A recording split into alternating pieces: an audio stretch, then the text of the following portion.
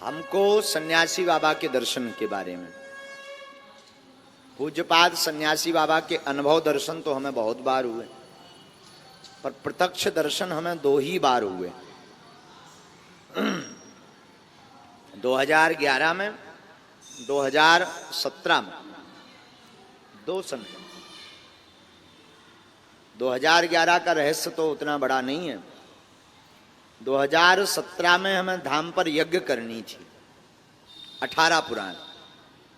उस वक्त समुदाय भी उतना ज्यादा नहीं आता था, भक्तों का बहुत कम समुदाय, यही कोई 500-1000 भक्त आते थे, आसपास के गांव के लोग अर्जी पेशी करने। यज्ञ करने के लिए हमारे पास व्यवस्था नहीं थी। और मंगल शनिवार 1000-2000 कभी 5000 इतने भक्त आ जाते थे लगभग। हम बड़े परेशान रहे। दक्षिणा ना मांगने की हमारी आदत थी कि हम किसी से सहयोग नहीं मांगते, आज भी हमारी आदत है। कहते तो नहीं है, हनुमान जी कोई दे जाए तो ठीक है, भगवान का प्रसाद समझ करके आश्रम की व्यवस्था में लगा देते हैं। आयोजन बड़ा था, लगभग उस समय में 2017 में 25-26 लाख का खर्च था, क्योंकि उसमें 40 ब्राह्मण आने थे, बनारस से यज्ञाचार आने थे, भंडारा होना था। गांव के लोगों ने पुराण आदि ले लिए, यज्ञ शुरू हो गई जैसे तैसे करके, उठापटक करके। बिल्कुल सत्य चर्चा बता रहे हैं। पुराण शुरू भय होना तो बीच में ही गांव की और आसपास के भक्तों की मीटिंग बैठी कि हर वर्ष यज्ञ में बूंदी का प्रसाद लगता है, इस वर्ष पूरी सब्जी का भंडारा होगा। तो हमने जो एटीएम ऊपर फंसाओ तो वो बूंदी को फंसाओ, तो जो अर्जी लगाई थी कि बूंदी का प्रसाद लग जाएगा, निपट जाएगा। अब पूरी सब्जी में खर्च सीधा डबल हो जाता है। अब राम जी बड़े चिंता में। यज्ञ के 8 दिन निकल गए, 9 दिन की यज्ञ थी। 8वें दिन हमारे पास में मात्र 20,000 रुपया, मात्र 20,000 रुपये हाथ में।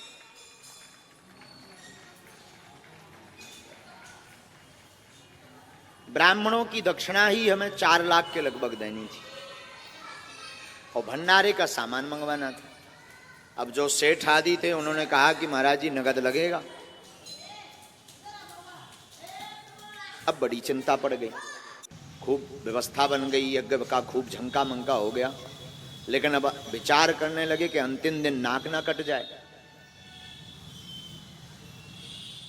अर्जी लगाएं तो किससे लगाएं? उधार मांगने की सामर्थ्यता नहीं थी, क्योंकि कभी आज तक हमने उधार मांगा नहीं, और इतने हम बड़े भी नहीं थे कि कोई हमें उधार इतनी बड़ी रकम 8-10 लाख रुपए दे दे। मन में था कि 3-4 लाख रुपया आ जाए तो ब्राह्मणों की दक्षिणा चुक जाए, भंडारे का देखा जाएगा, जो भी होगा सामान मंगाते हैं। तो एक सेठ को निवेदन किया कि हम आपका चुका देंगे, हर हाल में दे देंगे। उसने जैसे तैसे करके राशन सामान तो दे दिया, भंडारा तो बनने लगा, लेकिन अब ब्राह्मणों की दक्षिणा।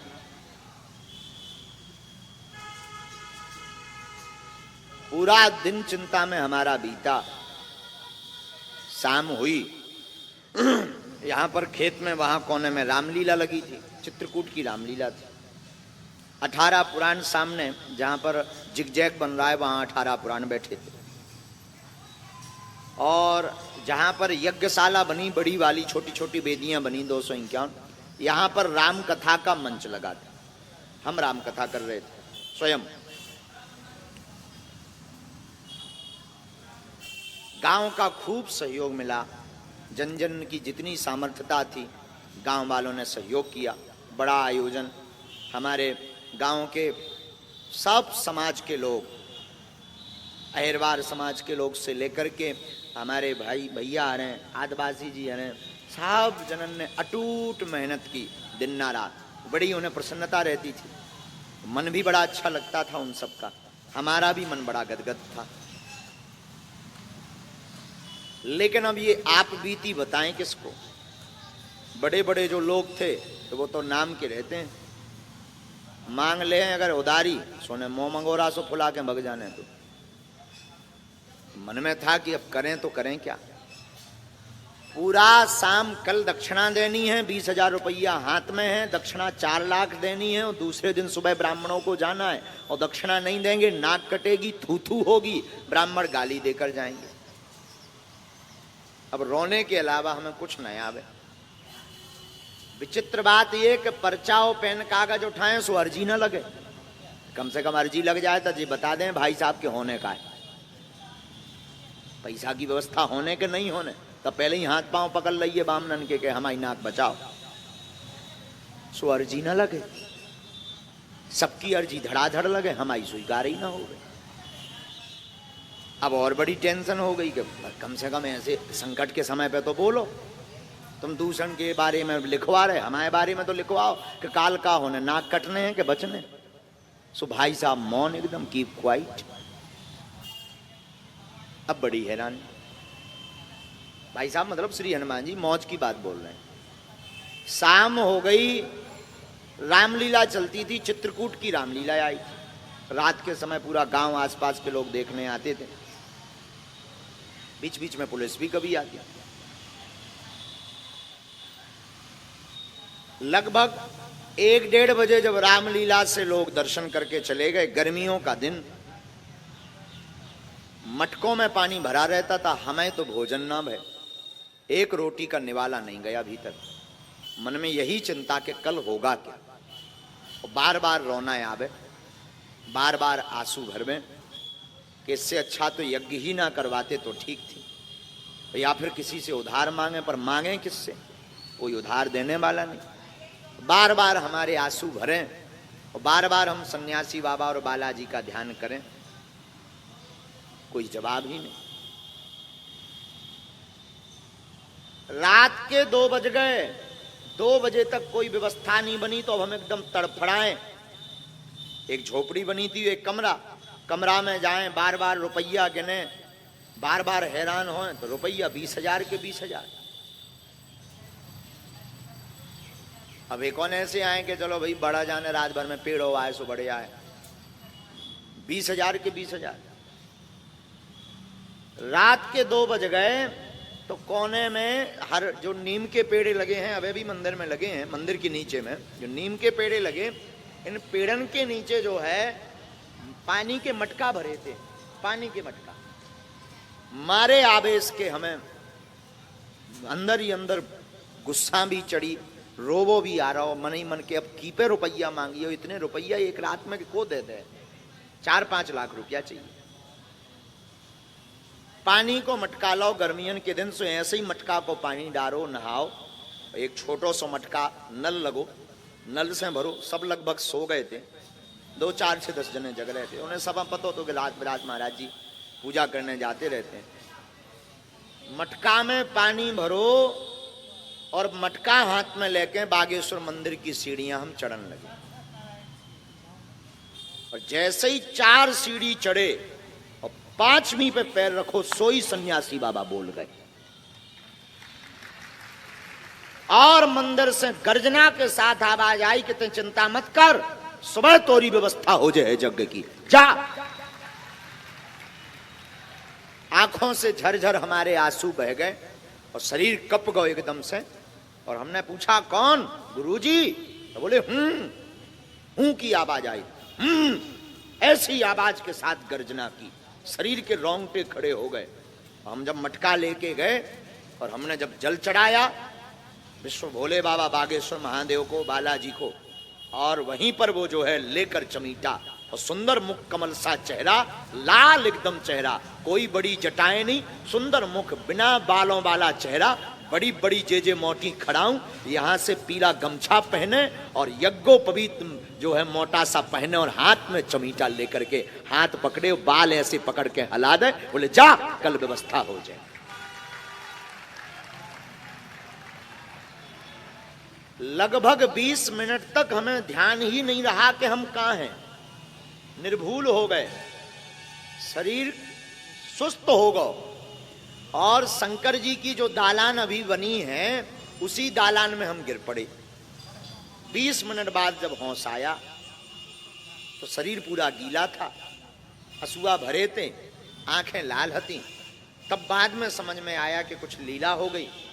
बालाजी को, शंकर जी को प्रणाम किया, सन्यासी बाबा के स्थान पर गए तो दंडवत प्रणाम किया और खूब नचे।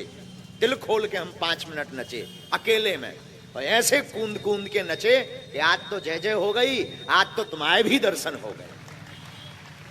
कूद कूद के हम बहुत 5 मिनट तक नचे और चिल्ला के हम पर बोल पड़े कि आज हम राजा बन गए, आज हमें गुरु जी के दर्शन हो गए और मन एकदम गदगद हो गया। बस मुस्कुराते हुए नीचे उतरे।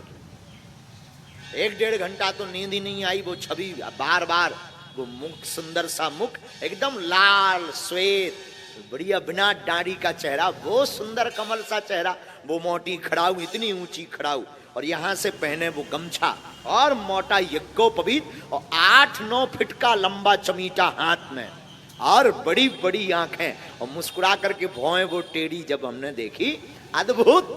शरीर में रोमांच। 1.5 घंटे तक निर्भूलता रही शरीर में। 4-4:30 बजे हमारी नींद लगी, सो गए।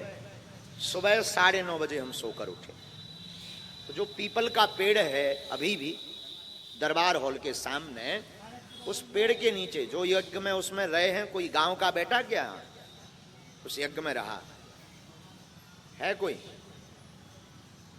उस यज्ञ में दर्शन किए? कौन है? आपने दर्शन किए? हाँ जी।